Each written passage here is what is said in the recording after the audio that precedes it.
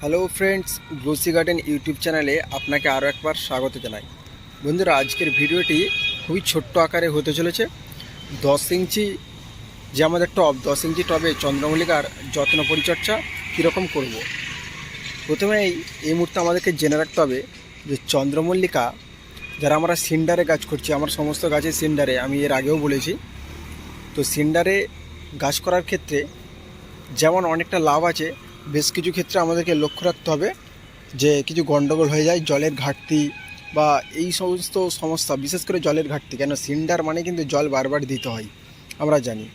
বৃষ্টির জলে যেমন একটানা যখন বৃষ্টি হয় তখন সিন্ডারে কোনো অসুবিধা হয় না, মাটিতে অসুবিধা হয়, তবে যখন রোদ ওঠে তখন সিন্ডারে অসুবিধা হয়। দেখুন, এই দুটো গাছের মানে জলের ঘাটতি হয়েছে, সকালে ঠিকভাবে মানে জল দেওয়া হয়নি, তাই দুপুরে রোদে শুকিয়ে গেছে। বাকিগুলো দেখুন খুব সুন্দর আছে। এগুলো দেখুন, আমাদের এই সমস্ত গাছগুলো এখন এই অক্টোবর মাস পড়ে গেছে, আস্তে আস্তে শিশির পড়বে বা শীতের যে আমেজ সেটা আস্তে আস্তে ঢুকবে। আর শীতের আমেজে এই সময় কিন্তু গাছ খুব পিক আপ নেবে, কারণ শীতের গাছ মানে কিন্তু শীতকে প্রচুর পছন্দ করে। তাই অবশ্যই আমাদেরকে লক্ষ্য রাখতে হবে এই সময় গাছগুলোকে পুরো খোলা আকাশের নিচে আমরা রাখবো। খোলা আকাশের নিচে পুরো রাখবো। রাতে যত শিশির পড়বে, যত ঠান্ডার আবহাওয়া আসবে, তত কিন্তু এই গাছ আমাদের আরও খুব ঝাঁকড়াবে। গাছগুলো ঝাঁকড়া দেখুন কত সুন্দর করে ঝাঁকড়া হয়েছে। আমি আরেকবার পিঞ্চিং করে দিয়েছি কালকে। পিঞ্চিং করার পরে এরপরে আবার নতুন শাখা আসবে, তারপর আবার পিঞ্চিং করে মোটামুটি এইভাবে নভেম্বর মাসের প্রায় 20-25 তারিখ পর্যন্ত পিঞ্চিং চলতে থাকবে। একটা গাছ থেকে যে কী পরিমাণ ফুল হবে সেটা গত বছরের ভিডিওতে আপনাদেরকে দেখিয়েছি।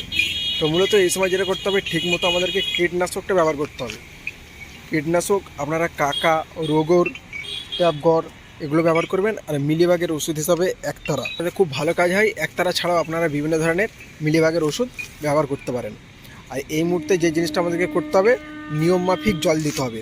আমি আগে বললাম, জলটা কিন্তু বুঝে বুঝে দেবেন, জলটা দেবেন বুঝে বুঝে। এই সময় গাছে যদি ঝিমিয়ে পড়ে বারবার, কিন্তু গাছ কিন্তু গ্রোথ নিতে মানে পিক আপ নিতে কিন্তু অসুবিধা হবে। তাই অবশ্যই জলটা বুঝে বুঝে দেবেন। খাবার শুধুমাত্র আমি এনপিকে 1515 গাছ করি। আর আপনারা যেভাবে গাছ করছেন, মানে যে খাবার দিয়ে গাছ করছেন সেই খাবার দিয়ে গাছ করুন। এই সময় খাবার কোনো পরিবর্তন করবেন না, মানে যে পদ্ধতিতে করছেন। আমি শুধুমাত্র 1515 গাছ করি, তাতে গাছ আমার ভালো হয়।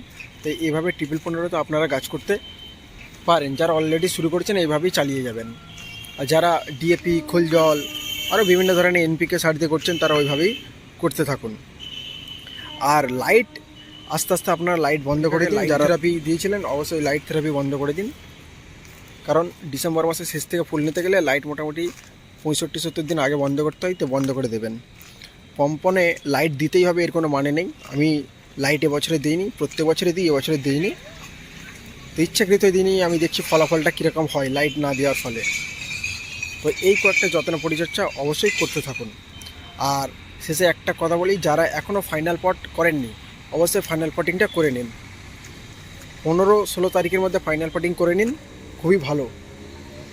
তার যত লেটে করবেন অসুবিধা হবে। গাছ কিন্তু মানে যতটা গ্রোথ নেওয়ার ততটা কিন্তু আর ফাইনাল পটে গ্রোথ নেবে না।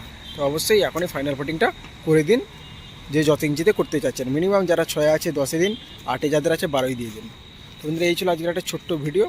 ভালো লাগে লাইক, কমেন্ট, শেয়ার করবেন। ধন্যবাদ।